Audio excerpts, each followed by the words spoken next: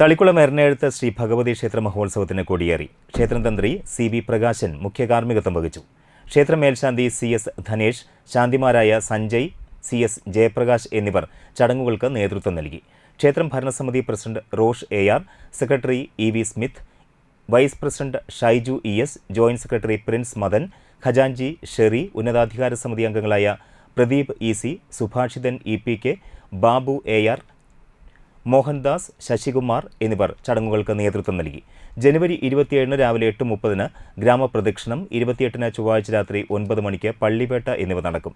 ജനുവരി 29 ബുധനാഴ്ചയാണ് ക്ഷേത്ര മഹോത്സവം. 30 ആറാട്ട് മഹോത്സവത്തോടെ ഉത്സവം സമാപിക്കും.